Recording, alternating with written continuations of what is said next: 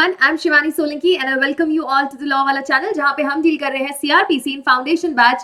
और इस foundation batch में आज के सीआरपीसी के सेगमेंट में हम डील करने वाले हैं दो सबसे इंपॉर्टेंट सेगमेंट्स जिसमें कवर होने वाला है recording of statement as well as recording of confession. किस तरीके से कन्फेशन रिकॉर्ड होता है, कैसे मैजिस्ट्रेट या फिर पुलिस ऑफिसर स्टेटमेंट को रिकॉर्ड करेंगे सेक्शन नंबर 161 में, 164 में, और फाइनली पढ़ेंगे हम सेक्शन नंबर 167 जो कि डील करता है कि अगर पुलिस 24 आवर्स में इन्वेस्टिगेशन कंप्लीट नहीं कर पाई है तो किस तरीके से पुलिस को मैजिस्ट्रेट के सामने रिपोर्ट पेश करनी है, और क्या पुलिस किसी पर्सन की जुडिशियल कस्टडी या फिर पुलिस कस्टडी की डिमांड कर सकती है या नहीं डिमांड कर सकती है।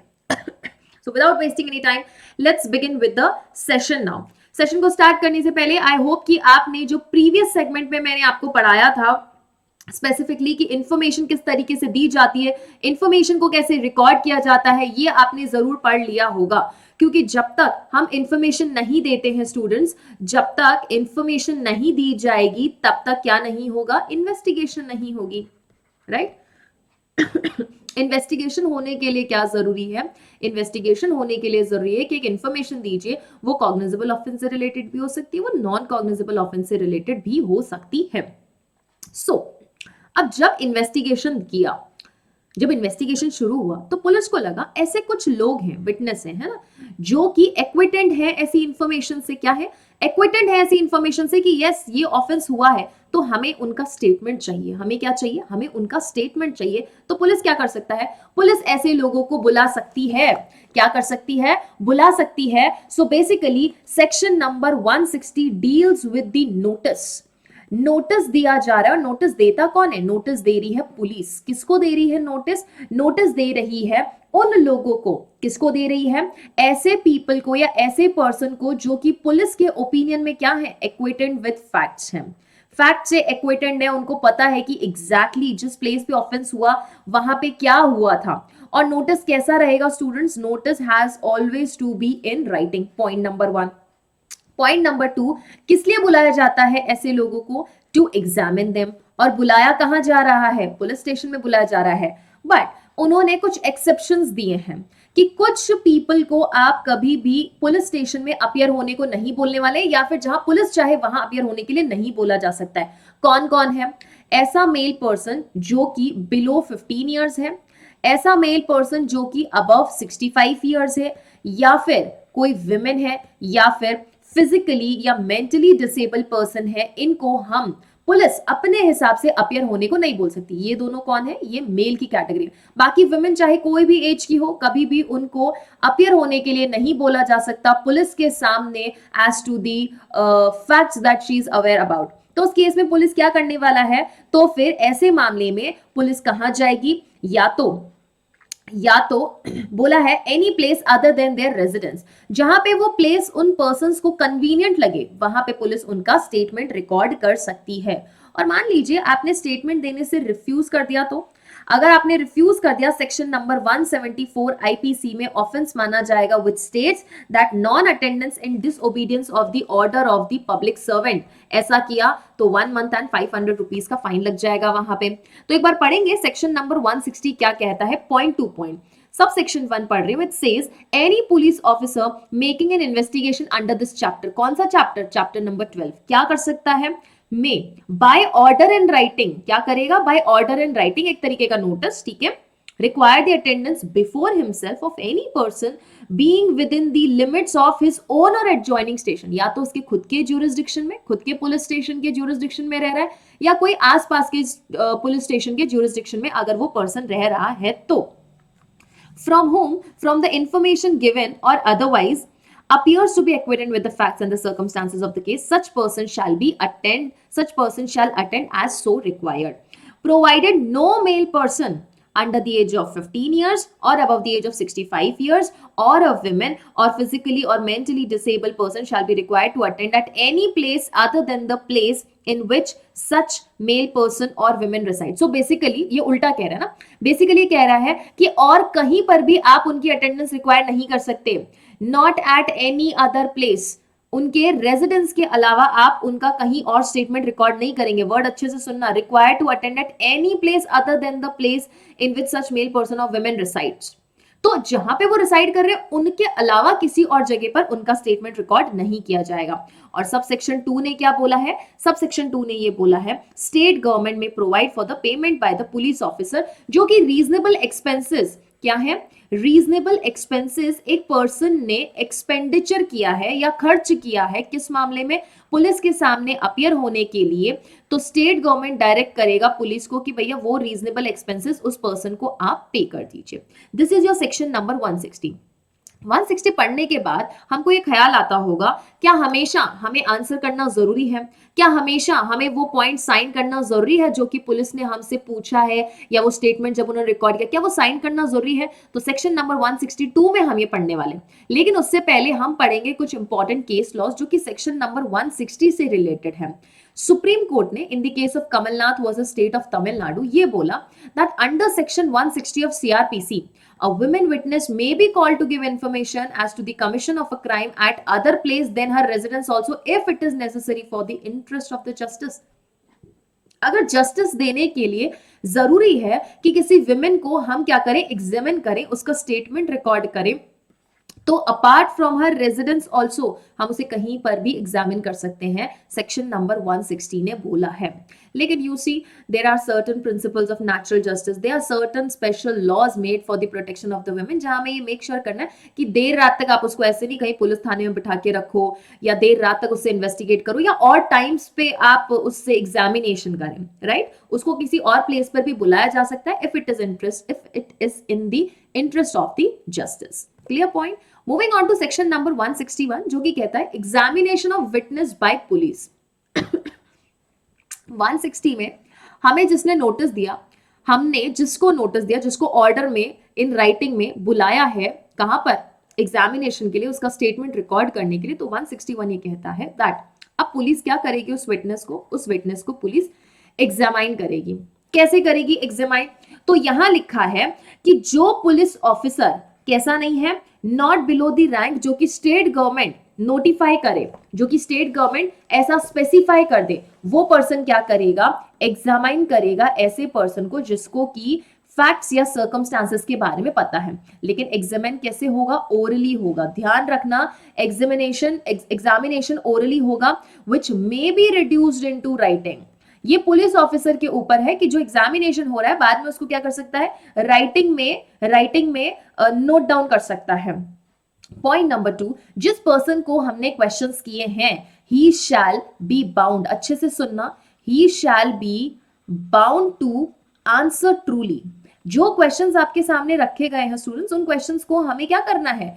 ट्रू तरीके से, to the best of our knowledge क्या करना है? क्वेश्चंस का आंसर देना है। एक्सेप्ट ऐसे क्वेश्चंस का हमें आंसर देने की जरूरत नहीं है जो कि हमें पता है कि हमें क्रिमिनल चार्ज के लिए लायबल ठहरा देगा या हम पे कोई पेनल्टी इंपोज हो सकती है। कहने का मतलब है we are protected under article 23 में हम क्या है?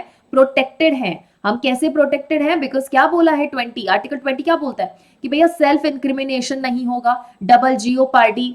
तो इन सबका सिद्धांत जहां हमको नेचुरल जस्टिस में दिखता है, वहां के वहां हमको कहां दिखता है? सीआरपीसी के कुछ सेगमेंट्स में दिखता है, जो कहता है कि आपको जितने भी क्वेश्चंस आपके सामने रखे जाते हैं, आपको क्या है? उनका ट्रू आंसर देना है। लेकिन जहां आपको लग रहा है कि ऐसे क्वेश्चन का अगर मैं आंसर दूंगा तो मेरे ही अगेंस्ट क्या हो जाएगा? मेरे ही अगेंस्ट कोई प्रोसीडिंग चल सकती है, तो ऐसे क्वेश्चंस को आपको आंसर करने की जरूरत नहीं है।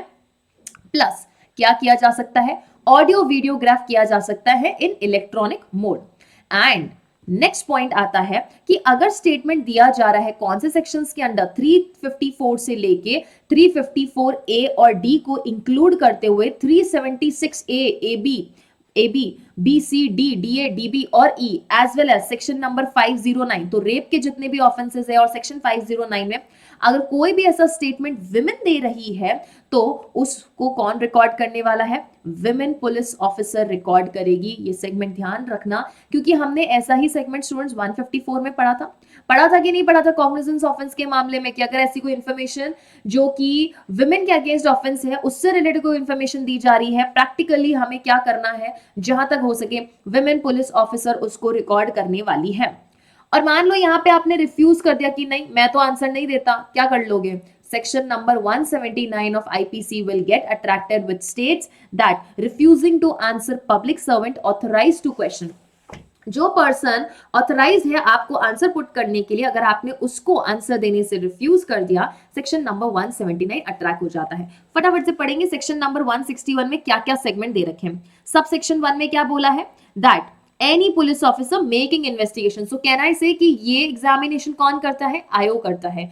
इन्वेस्टिगेटिंग ऑफिसर करता है.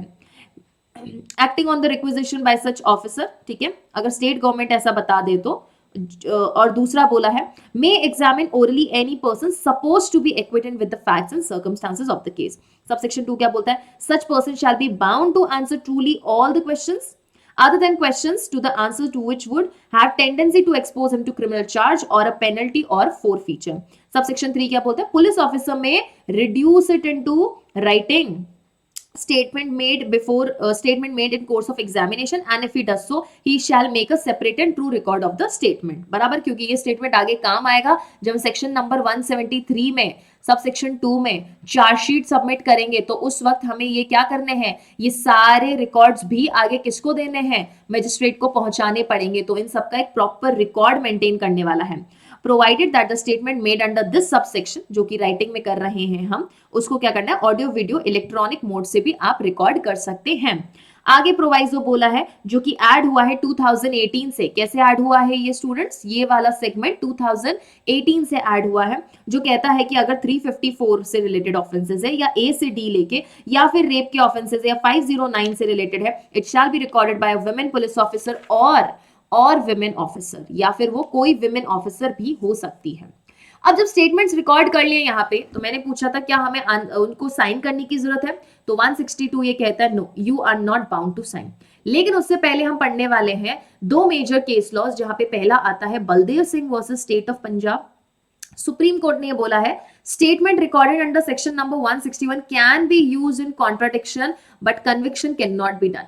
मात्र सेक्शन नंबर 161 के ग्राउंड्स पे या उसके बेसिस पे हम किसी का कन्विक्शन नहीं कर सकते हैं, ओके, बट कॉन्ट्राडिक्शन जरूर कर सकते हैं हम इंडियन एविडेंस एक्ट में. कॉन्ट्राडिक्शन और कोरैबोरेशन के लिए इस स्टेटमेंट को यूज किया जा सकता है. Nandini Satpathy versus P L Dani and others 1977, Supreme Court ने ये बोला है protection given to accused under article 20 is available in court and police interrogation also. तो जब पुलिस इंटेरोगेशन कर रही है या फिर मैजिस्ट्रेट कोर्ट में ऐसा कुछ स्टेटमेंट रिकॉर्ड कर रहे हैं, कन्फेशन रिकॉर्ड कर रहे हैं, तो आर्टिकल 20 का बेनिफिट आपको वहां पर भी मिलेगा. 3 का बेनिफिट आपको वहां पर भी मिलने वाला है. अब कि भाई जो स्टेटमेंट हमने पुलिस को 161 में दिया है उसको साइन करने की हमें जरूरत नहीं है.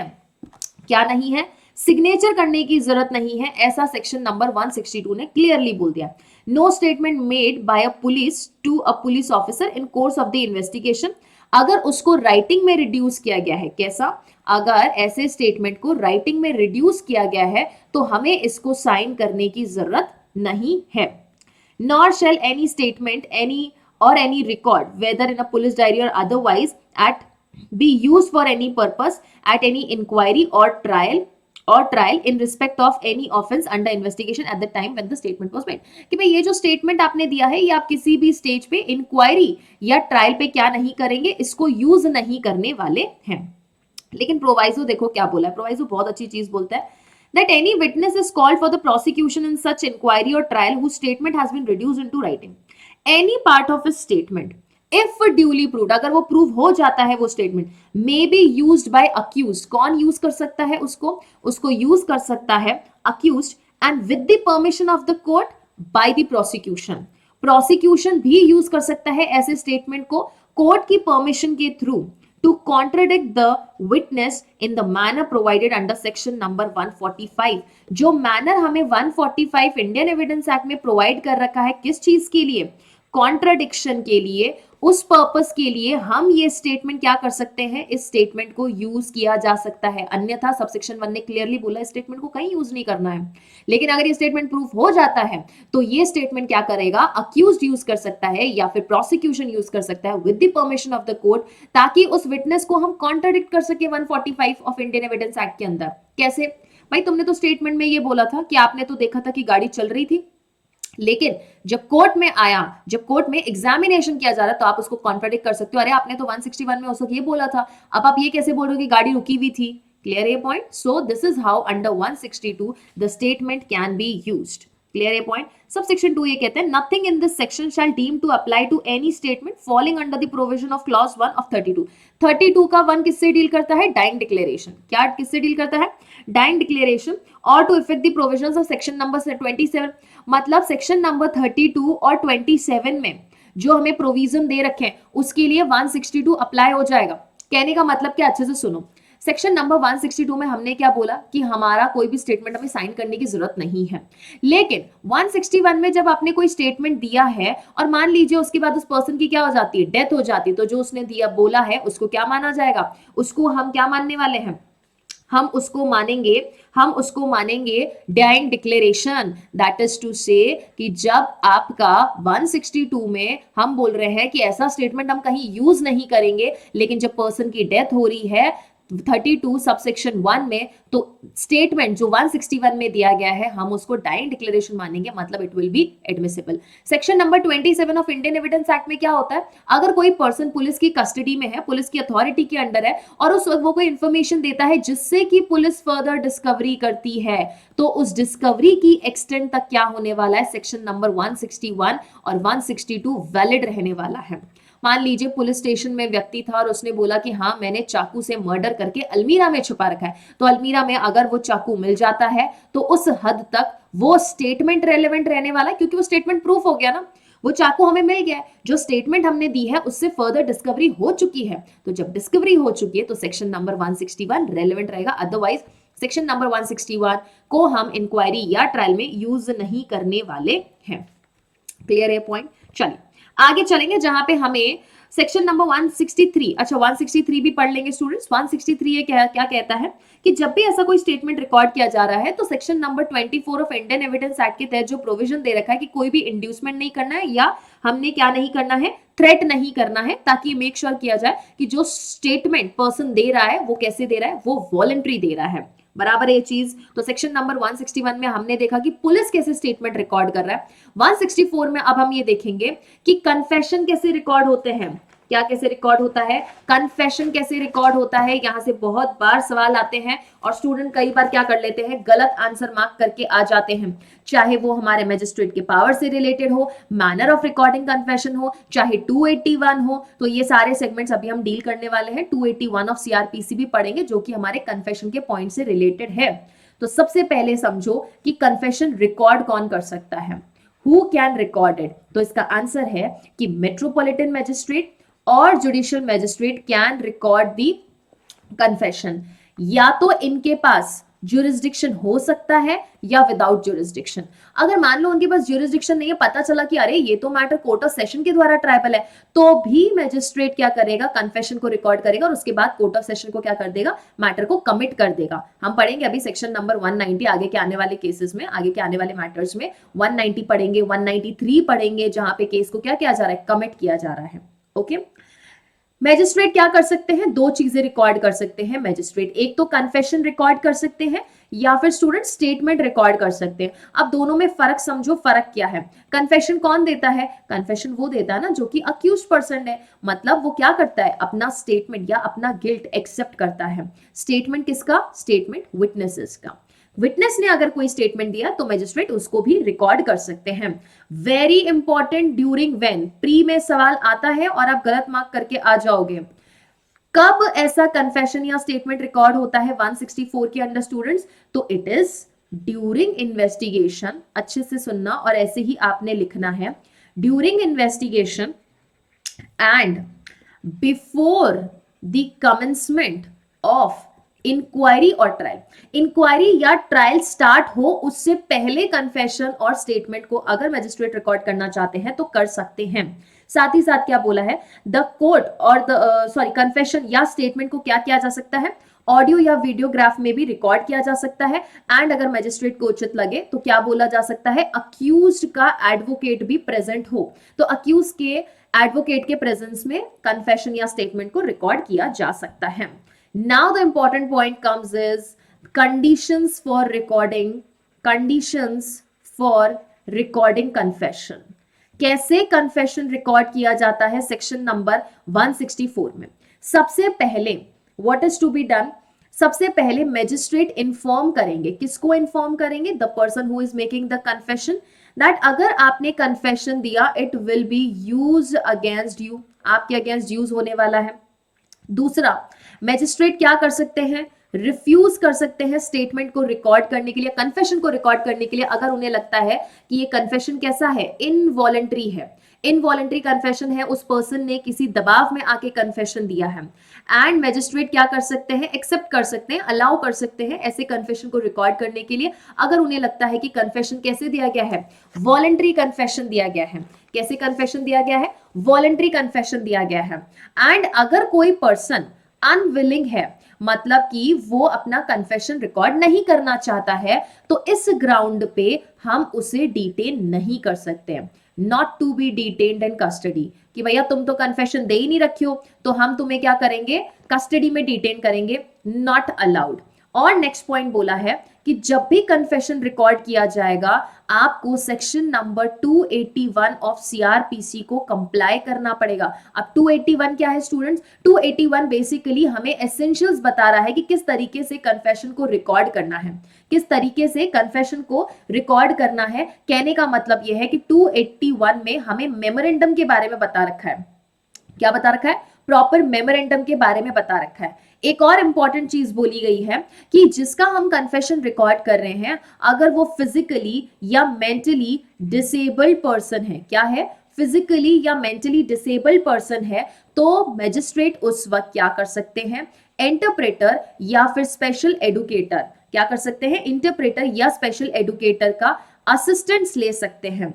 और एक और अच्छी बात कि जो फिजिकली या मेंटली डिसेबल्ड पर्सन है, जब उसका स्टेटमेंट हमने 164 में रिकॉर्ड कर लिया है, तो फिर magistrate shall forward it to the magistrate by whom the case is to be tried और इंक्वायर्ड। बराबर, ये पॉइंट नंबर 6 को हम अभी अच्छे से पढ़ेंगे जब हम सेक्शन की रीडिंग लगाएंगे। ओके, एक सबसे अच्छा इंपॉर्टेंट सवाल आपको इंटरव्यू में पूछा जा सकता है, क्या ओथ की जरूरत होती है?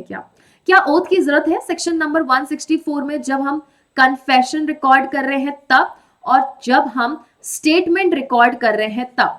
द आंसर इज कि जब भी हम कन्फेशन को रिकॉर्ड कर रहे हैं तो 164 में ओथ की जरूरत नहीं है, लेकिन 164 में कन्फेशन रिकॉर्ड करते हुए ओथ की जरूरत नहीं है, लेकिन स्टेटमेंट रिकॉर्ड करते वक्त हमें ओथ पे स्टेटमेंट दिलवाना पड़ेगा। This is the very important thing about your section number 164। एक 313 में भी एग्जामिनेशन किया जा रहा है एक्यूज का। 313 में कब किया जाता है स्टूडेंट्स? 313 में किया जा रहा है ड्यूरिंग इंक्वायरी एंड ट्रायल। देखो, मैजिस्ट्रेट के पास बिल्कुल पावर है, इन्वेस्टिगेशन के दौरान भी एग्जामिनेशन कर सकते हैं, ट्रायल के दौरान भी कर सकते हैं, इंक्वायरी के दौरान भी कर सकते हैं। तो बिफोर इंक्वायरी एंड ट्रायल 164 में कन्फेशन और एग्जामिनेशन होता है और पुलिस 161 में करती है। And during investigation, sorry during inquiry और ट्रायल 113 में होता है, सॉरी 313 में होता है किसका?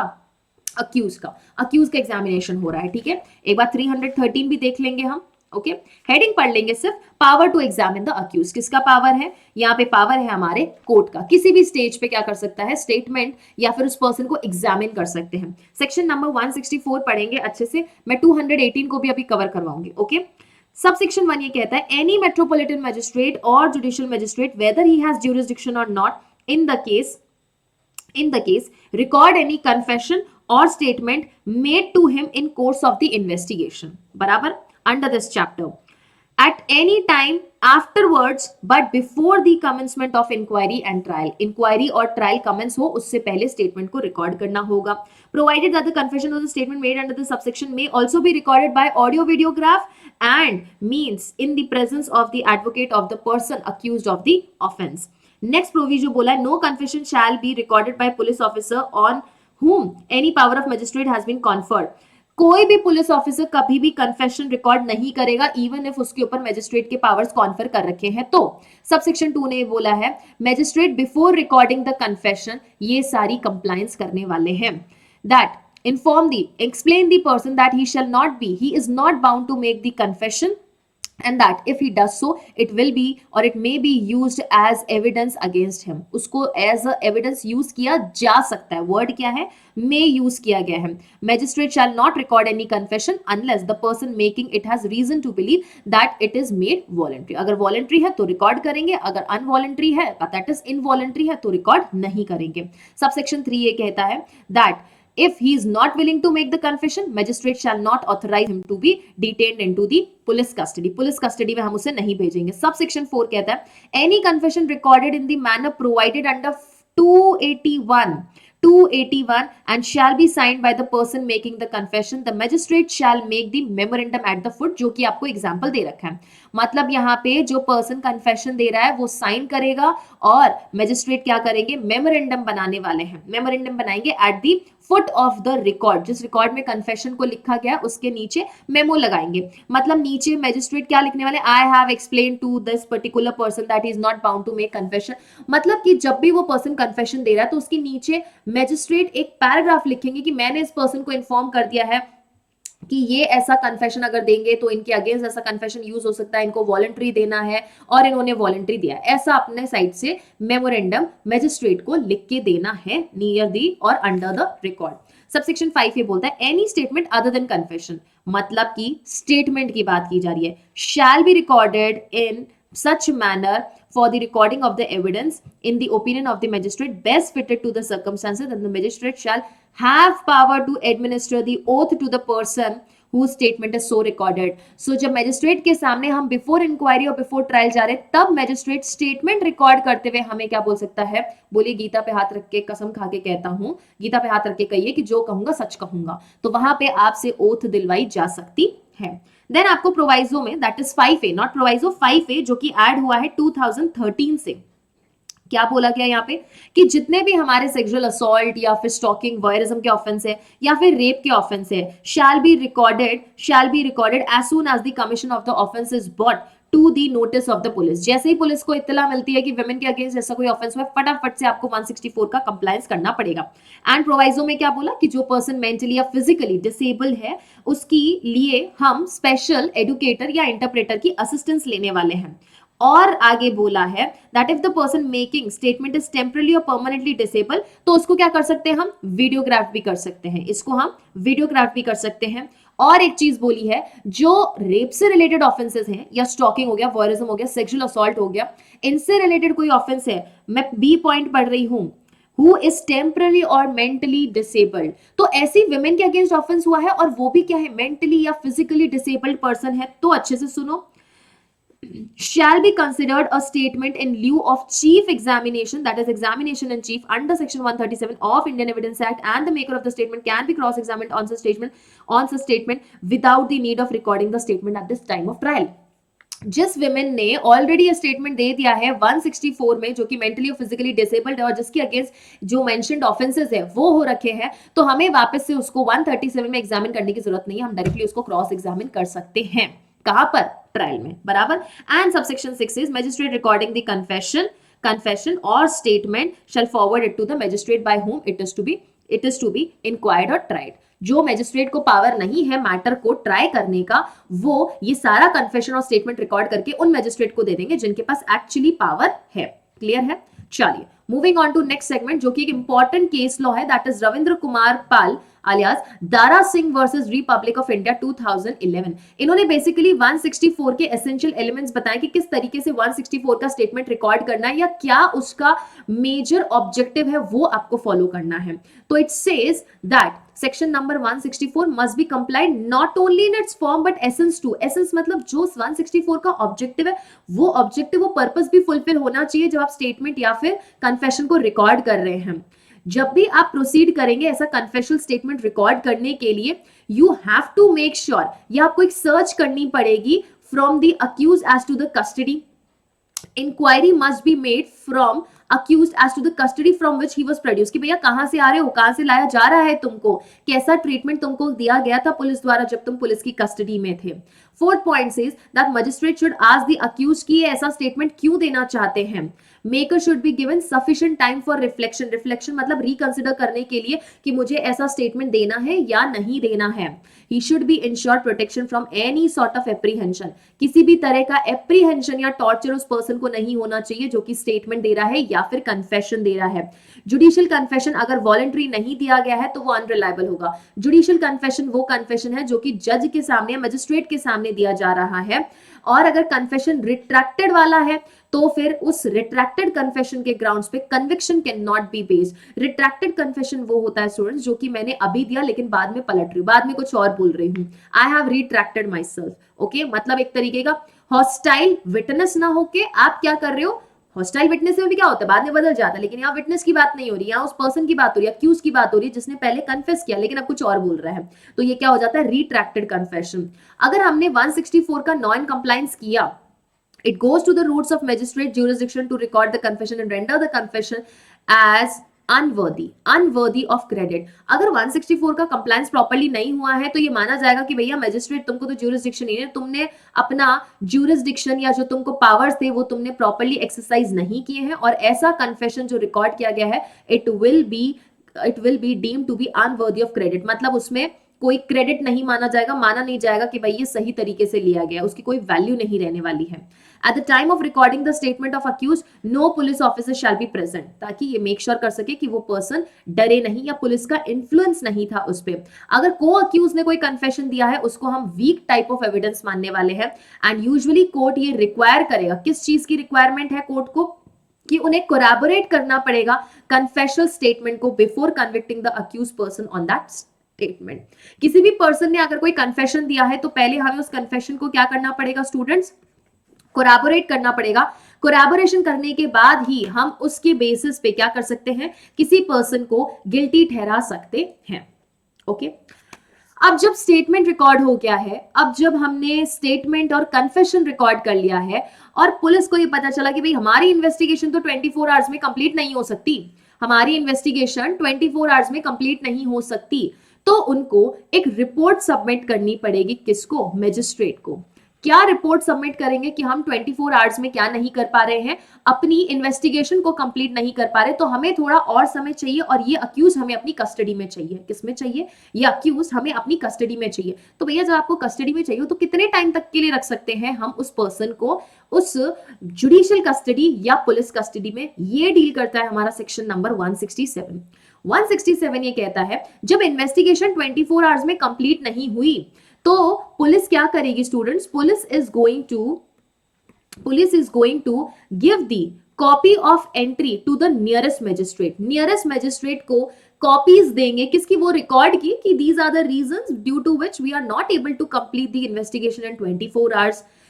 उस मैजिस्ट्रेट के पास ज्यूरिसडिक्शन हो भी सकता है, नहीं भी हो सकता. सो मार्क कर लो 164 में और 167 में जिस मैजिस्ट्रेट के सामने हम स्टेटमेंट्स प्रोड्यूस कर रहे हैं या फिर जिनके सामने हम बोल रहे हैं कि 24 आवर्स में इन्वेस्टिगेशन कंप्लीट नहीं हो सकती, वो विद ज्यूरिसडिक्शन भी हो सकता है या विदाउट ज्यूरिसडिक्शन भी हो सकता है. सो इफ मैजिस्ट्रेट भले उसके पास ज्यूरिसडिक्शन है या नहीं है, क्या पावर है कि वो 15 डेज तक के लिए पुलिस कस्टडी दे सकते हैं उस पर्सन की. किसको, पुलिस को दे सकते हैं. जब पर्सन पुलिस कस्टडी में रहता है मतलब पुलिस थाने में रहता है, जहां पे वो प्रॉपर थाना होता है वहां रहता है. लेकिन उसके बाद भी अगर लगता है कि नहीं टाइम पीरियड और एक्सीड करना है तो 15 डेज के बाद उस पर्सन को जुडिशियल कस्टडी में भेजा जाएगा. और जुडिशियल कस्टडी में वो पर्सन या तो 90 डेज के लिए रह सकता है मैक्सिमम, या 60 डेज के लिए रह सकता है. मतलब ये 90 और 60 डेज के अंदर अंदर पुलिस ने क्या करना है, अपनी इन्वेस्टिगेशन कंप्लीट करनी है. और इस टाइम पीरियड में भी अगर पुलिस अपनी इन्वेस्टिगेशन कंप्लीट नहीं कर पाती है तो पर्सन क्या होता है, डिफॉल्ट बेल पे बाहर आ जाता है. डिफॉल्ट बेल पे बाहर आ जाता है provided he should be ready to furnish the bail. Clear. लेकिन 90 डेज के लिए कब रहेंगे वो जुडिशियल कस्टडी में वो पर्सन, 90 डेज के लिए वो पर्सन जुडिशियल कस्टडी में तब रहेगा जब उसको ऐसे ऑफेंस के लिए एलिज किया गया है जिसकी पनिशमेंट डेथ है, लाइफ इंप्रिजनमेंट है या अबव 10 ईयर्स है. लेकिन 10 ईयर्स अबव नहीं है, मान लो इक्वल टू 10 ईयर्स या बिलो 10 ईयर्स है, तो उस पर्सन को 60 डेज तक के लिए जुडिशियल कस्टडी में रखा जा सकता है. एंड कोई भी पर्सन का डिटेंशन तब तक मैजिस्ट्रेट ऑर्डर नहीं करेंगे जब तक कि उस पर्सन को मैजिस्ट्रेट के सामने प्रोड्यूस ना कर दिया जाए. This is your subsection 2.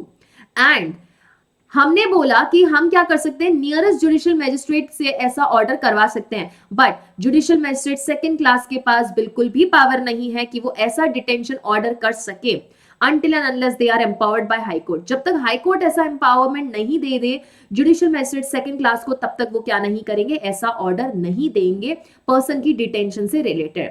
अगर मान लीजिए डिटेंशन करना है हमें विमेन का जो कि बिलो 18 ईयर्स है, तो ऐसी विमेन का डिटेंशन होगा या तो रिमांड होम में या फिर रिकॉग्नाइज्ड सोशल इंस्टीट्यूशन में। प्री से सवाल आता है और आया है 2021 और 2021 के कुछ स्टेट जुडिशरी में। ओके, अगर मान लीजिए मैम जिस पर्सन के सामने, दैट इज जिस पर्सन को हमें प्रोड्यूस करना था, जिस मैजिस्ट्रेट के सामने, जुडिशियल मैजिस्ट्रेट के सामने, वो अवेलेबल ही नहीं है, या संडे है या छुट्टी पे जुडिशियल मैजिस्ट्रेट, तो कहां प्रोड्यूस करेंगे, नियरेस्ट एग्जीक्यूटिव मैजिस्ट्रेट के पास प्रोड्यूस करेंगे। और इस नियरेस्ट एग्जीक्यूटिव मैजिस्ट्रेट के पास कितना पावर है, ये सिर्फ और सिर्फ मैक्सिमम 7 डेज तक की कस्टडी के लिए इस पर्सन को भेज सकते हैं। कितने तक के लिए, मैक्सिमम 7 डेज की कस्टडी तक के लिए, उससे ज्यादा एग्जीक्यूटिव मैजिस्ट्रेट को पावर नहीं है। और एक बार 7 दिन के लिए एग्जीक्यूटिव मैजिस्ट्रेट ने भेज दिया कस्टडी में, तो वहां से एग्जीक्यूटिव मैजिस्ट्रेट जिस जुडिशियल मैजिस्ट्रेट को जुरिस्डिक्शन है उस मैटर को हियर करने का, उनके पास क्या करने वाले हैं, वो सारे रिकॉर्ड्स भेजने वाले हैं, रीजंस भेजने वाले हैं। ओके, एक और पॉइंट है, अगर 7 दिन ये एग्जीक्यूटिव मैजिस्ट्रेट की दी हुई कस्टडी में ये पर्सन रह गया, फिर जुडिशियल मैजिस्ट्रेट के सामने अपियर किया उसको, जुडिशियल मैजिस्ट्रेट ने बोला हाँ तुमको तो अभी 10 दिन और रखेंगे, तुमको तो 1 हफ्ता और रखेंगे हम पुलिस कस्टडी में, तो ये 7 दिन भी कैलकुलेट होंगे। मतलब these 7 days plus 7 days given by the judicial magistrate who was actually having the jurisdiction, मतलब 14 days हो गया। बराबर है, ऐसा नहीं है कि इसको हम एक्सक्लूड कर देंगे, इसको इंक्लूड करेंगे, हम कैलकुलेट करेंगे टोटल टाइम पीरियड कैलकुलेट करने में। नेक्स्ट बोला है मैजिस्ट्रेट जो डिटेन कर रहे हैं वो रीजंस रिकॉर्ड करेंगे कि क्यों हमने डिटेन किया है। और जिस मैजिस्ट्रेट ने ऐसा ऑर्डर दिया है, चाहे वो डिटेंशन का ऑर्डर हो या वो रिफ्यूजल का ऑर्डर हो, उनको क्या करना पड़ेगा, उसकी कॉपी सीजीएम को फॉरवर्ड करनी पड़ेगी। किस मैजिस्ट्रेट को, ये कोई भी मैजिस्ट्रेट हो सकता है, लेकिन सीजीएम नहीं होगा, क्योंकि सीजीएम को तो खुद लोग या फिर उनके जो सबऑर्डिनेट मैजिस्ट्रेट्स हैं वो क्या कर रहे हैं, रिपोर्ट फॉरवर्ड कर रहे हैं। एंड हमने बोला कि आपको इन्वेस्टिगेशन प्रॉपर टाइम में खत्म करनी है, लेकिन ऐसा हुआ कि इन्वेस्टिगेशन ऐसे मैटर से रिलेटेड है, ऐसे केस से रिलेटेड है जो कि ट्रायबल बाय मजिस्ट्रेट तो है, लेकिन समन केस है। समन केस मतलब क्या, समन केस मतलब जहां पर पनिशमेंट 2 ईयर से कम दी जाती है, 2 ईयर से कम दी जा रही है पनिशमेंट, और अभी तक इन्वेस्टिगेशन कंप्लीट नहीं हो रही है, 6 महीने हो गए हैं, 6 months from the date when the accused was arrested, अभी तक इन्वेस्टिगेशन कंप्लीट नहीं हुई है, तो मैजिस्ट्रेट के पास पावर है कि वो क्या कर सकते हैं, उस प्रोसीडिंग को स्टॉप करने के लिए ऑर्डर दे सकते हैं कि बंद करो इन्वेस्टिगेशन को, 6 महीने हो गए अभी तक आपने इन्वेस्टिगेशन खत्म नहीं की, तो यहाँ पे इन्वेस्टिगेशन को रोका जा सकता है। अब सवाल ये उठता है कि जब इन्वेस्टिगेशन को रोक दिया तो क्या किसी भी मैजिस्ट्रेट या जज के पास पावर नहीं है कि उस इन्वेस्टिगेशन को स्टार्ट कर सके, है पावर सेशन जज के पास। सेशन जज के पास पावर है कि जो सबसेक्शन 5 में जिस मैजिस्ट्रेट ने ऐसी समन केस से रिलेटेड प्रोसीडिंग को रोका है, उसको सेशन जज क्या कर सकते हैं, उस ऑर्डर को वेकेट कर सकते हैं, मतलब उस ऑर्डर को क्या कर सकते हैं, निरस्त कर सकते हैं, कैंसिल कर सकते हैं, और ये बोल सकते हैं कि वापस से फर्दर इन्वेस्टिगेशन किया जाए। ऐसा डिसीजन सेशन जज कब देंगे, या तो खुद से, दैट इज अदरवाइज, या फिर कोई एप्लीकेशन अगर सेशन जज को दिया जाए कि नहीं it is required in the summons case की ऐसी इन्वेस्टिगेशन हो। देखो अगर मैजिस्ट्रेट सेटिस्फाइड है कि हाँ they are sufficient reasons, police ये सेटिस्फाई कर दे कि क्यों हमें और 6 महीने से ज्यादा का टाइम चाहिए, 6 महीने से ज्यादा का टाइम हमें क्यों लग रहा है इन्वेस्टिगेशन करने के लिए, तो मैजिस्ट्रेट डेफिनेटली इन्वेस्टिगेशन के लिए अलाउ करेंगे। लेकिन मैजिस्ट्रेट को लग रहा है कि नहीं फालतू का टाइम पास कर रहे हैं, नहीं हो रही है इन्वेस्टिगेशन, कोई मुद्दा ही नहीं है ज्यादा लंबा चौड़ा, इन्वेस्टिगेशन की जरूरत नहीं है, 6 महीने हो गए हैं, magistrate can ask the police to stop investigating the matter. Clear है? तो फटाफट से रीड करूंगी मैं सेक्शन नंबर 167 के वो इंपॉर्टेंट प्रोविजंस जो कि मुझे लगता है कि आपके लिए वो जानने जरूरी है। क्लियर है पॉइंट? चलिए, so it says, मैं पढ़ रही हूँ subsection 1, whenever any person is arrested or detained in the custody and appears that investigation को 24 hours में complete नहीं कर सकते as given under section number 57, clear, then there are grounds for believing that the accusation or information is well founded. पता चल रहा है कि नहीं नहीं allegations जो है वो well founded है, offense तो हुआ है. The officer in charge of the police station or officer making investigation, तो यहाँ पे 24 आवर्स का ऑर्डर के लिए कौन पूछ सकता है? एक तो आईओ पूछ सकता है, इन्वेस्टिगेटिंग ऑफिसर, या फिर officer in charge of police station भी ऐसा ऑर्डर लेके आ सकता है. If is not below the rank of the sub inspector shall forthwith transmit it to the nearest judicial magistrate a copy of entries in the diary and shall at same time forward the accused to the magistrate. तो ऐसी entries भी पहुंचानी है, साथ ही साथ accused को भी ऐसे magistrate के सामने प्रोड्यूस करना है. The magistrate to whom such accused person is forwarded under the section, whether he has jurisdiction या jurisdiction नहीं है, from time to time authorize the detention of the accused in the custody as the magistrate thinks fit, but for a time not exceeding 15 days in whole. तो first 15 days person कहाँ रहता है? Police custody में. And if he has no jurisdiction to try, तो फिर case को क्या कर सकते हैं? कमिट कर सकते हैं. And consider further detention unnecessary, he may order the accused to be forward to the magistrate and having the jurisdiction.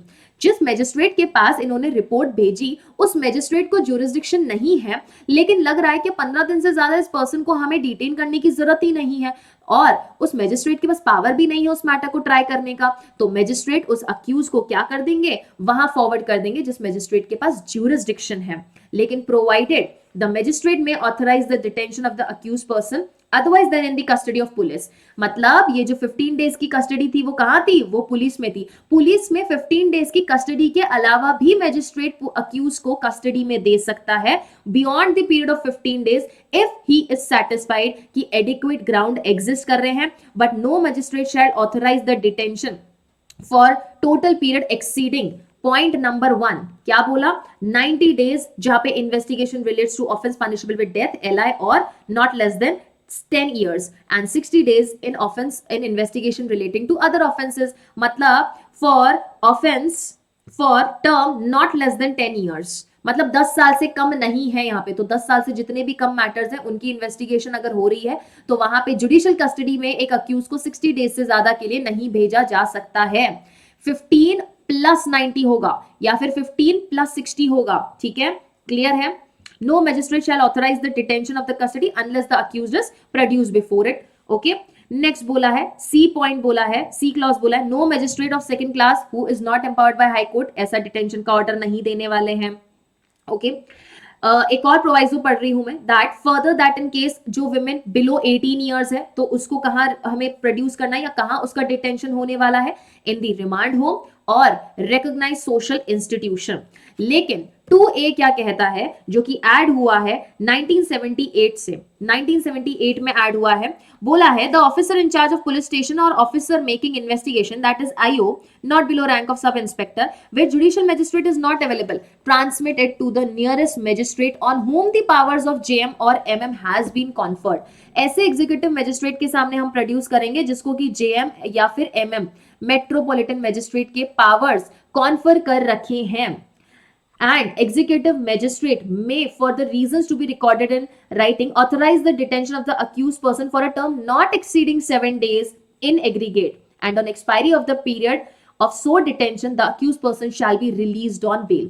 Bail पे उस person को हम release कर देंगे 7 days की expiry पे.